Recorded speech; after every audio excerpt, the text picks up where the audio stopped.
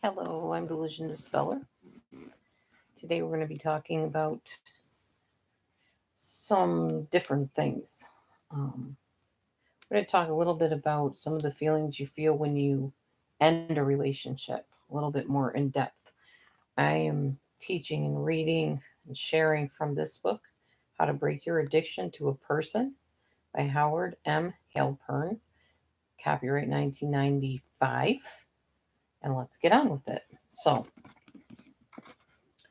one of the hardest things in breaking a people addiction is when the addiction to that person is providing some sort of uh what do we call it, like a reward for your attachment hunger. Basically, they're satisfying that hunger in the relationship. They're causing you to be very happy, maybe even giddy or euphoric or like on top of the world. You just feel like your life is complete and wonderful, and life couldn't get any better than this. Man, I remember those feelings. Everybody goes through them, I think, at least once or twice in life. The problem is when it's not like that, when you're not happy and euphoric and feeling on top of the world, you might be feeling really depressed and despairing and sad and disappointed and hopeless, even. So when it's going really well, you feel super good. And when it's not and you're disappointed, then you feel really cruddy and bad. Now, this is obvious in a realistic sense that happiness makes you feel good and sadness makes you feel bad. But where do those primitive feelings come from once again?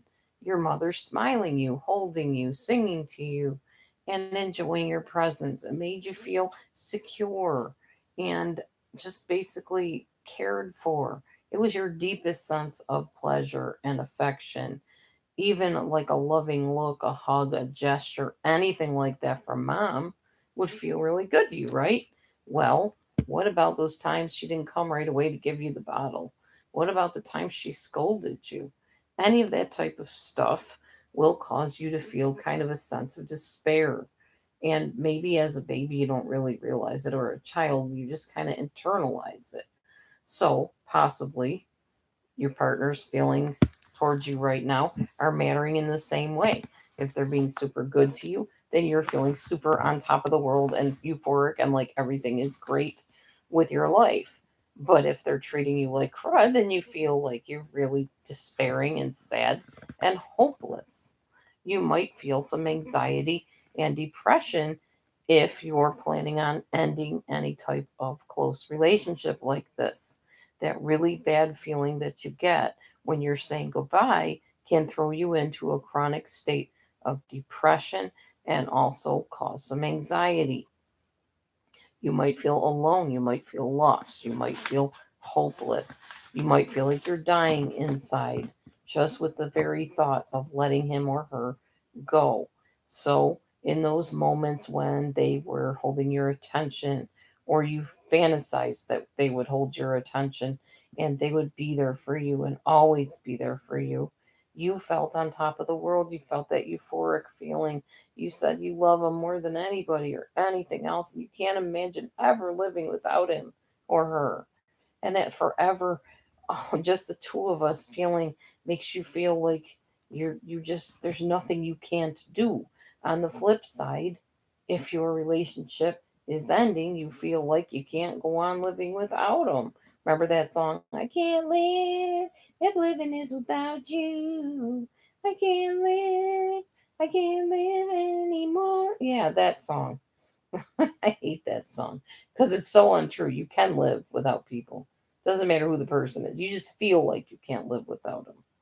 So sometimes you might be in a situation where you have to choose between the chronic depression of staying with the abuser or the frightening depression of leaving the abuser. Either one of these is not going to be a fun situation, obviously. And if you stay stuck in a bad relationship, it's just going to make your depression worse. Leaving the relationship, yes, you're going to go into anxiety, but I'm going to show you why choosing anxiety over depression is a better choice. It is a surrender of personal power, passion, a passive hope. a personal power, a passive waiting for someone else to change things, or a resignation to things remaining as they are. To move to terminate the relationship, to end the relationship, assuming you feel you've exhausted the possibilities of improving it, will make you feel tense, agitated, and terribly frightened. All signs of anxiety. So you're going to feel those things. If you decide this is not working, I need to end it, you're going to feel anxious. You're going to have that depression, that fear, and that emptiness, and that feeling like you're out in the middle of an ocean without a lifeboat, without a rescue boat nearby. You're just floating in the little inner tube. It's kind of how it feels. But unlike the depression you may have if you stay with an abuser, anxiety is a whole different ball game. Anxiety produces something that depression may not, which is change. It causes you to look at your situation. It causes you to take action. It causes you to take risks and break out of a shell that you've been stuck in for the longest time in a miserable, terrible relationship. And the anxiety doesn't usually go on endlessly. It tends to fluctuate. Like you'll have intense anxiety, really horrible feeling anxiety at first. It's like a growing pain. But if you decide that you're going to step out away from the anxiety and you're going to face your fears, you're going to embrace the feelings, you can and will get through it. So, as unpleasant as the feeling is of anxiety and that not knowing, choose the anxiety of leaving over the depression of staying. Now, of course, if you are going to leave, please do it in the safest way possible. I don't ever want to tell somebody to leave an abuser and have something dreadful happen to them. It's just terrible. So make sure you have people alerted if you do decide to leave, that you are leaving or you're ending things, and maybe this person might be dangerous. Please make sure you do it safely. Always, always, always do it safely. So, if you are in a situation, and I totally get this, I was married for 23 years, and in the last 10 years, that was when I discovered that I was with an abuser. Whether it was physical, not so much, mostly emotional, psychological, but there were times that physical threats were used. Not very often, but mostly, like I said, the psychological torment was absolutely unbearable. And once you realize you are in this situation, you may have children that are young and you can't get out. You may feel like you can't get out because you can't work. Maybe you are debilitated in some way with an illness. So, what you're going to do is you're going to have a temporary separation. You can either do this in agreement with your partner and just agree that you're going to go off by yourselves alone for a little bit, or if he won't agree to it and you can't physically do it in your mind. Separate yourself in your mind from this person. I know that sounds odd, but you really can do it. You just in your mind tell yourself, he's no longer going to have that pull on me. Those things he says, yeah, I'll do what he says, but I'm not going to do it like inside of my mind willingly. I'm going to say, look, I'm just biding my time. I'm doing this till I can figure out a way out of this. I had to do that so many times because it's not easy to get out of relationships if you don't have a place to go. You can't just up and leave and have nowhere. That's ridiculous. You don't do that. All right. Of course, they gave another example of a journaling situation. Make sure you journal. If you're not a journaler now, become one. Seriously. Just write down your feelings of all your frustrations, your angers, your depression. If you decide to leave the relationship or end the relationship, write that down too. Each day, write down how you feel. I'm so angry. I miss him so bad, or I miss her so bad. I can taste it. I just want to pick up that phone and call them right now and tell them to come back, tell them that this separation is over. That's another thing. If you do decide to separate, don't end the separation prematurely. Make sure you carry it through, see it through, till both of you can decide to come back together and work on or end. Okay? So you're either going to try to take this separation time to figure out what you both want and then come back together and discuss it, or you're going to take this separation time apart to find yourself and figure out that you just really are not going to work out. It's time to part, and part in a good way. Go out on a date, give each other a hug goodbye, buy each other gifts, whatever you got to do to part and make it final and break the addiction.